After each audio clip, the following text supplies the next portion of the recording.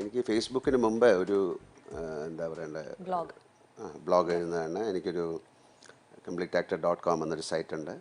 അപ്പോൾ ഒരുപാട് പേര് നമ്മളുടെ അല്ലാത്ത ഫേസ്ബുക്കുകൾ തുടങ്ങി, മോഹൻലാൽ എന്ന് പറഞ്ഞിട്ട്.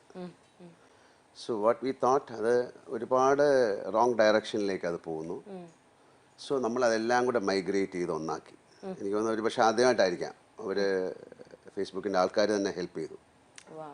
അങ്ങനത്തെ ഈ ഫേക്ക് IDs ഒക്കെ മാറ്റിയിട്ട് എല്ലാം മൈഗ്രേറ്റ് ചെയ്ത് ചെയ്യുകയും, തീർച്ചയായിട്ടും എനിക്ക് വർക്ക് ചെയ്യാൻ ആൾക്കാരുണ്ട് കാര്യം, അല്ലാതെ പക്ഷേ അവരെല്ലാം നമ്മളുമായിട്ട് കൺസൾട്ട് ചെയ്തിട്ട് നമ്മുടെയും കൂടെ ഒരു ഡിസ്കഷനിലാണ് വർക്ക് ചെയ്യുന്നത്. കാര്യം അല്ലാതെ ഇതൊരു വലിയ ജോലിയാണ്.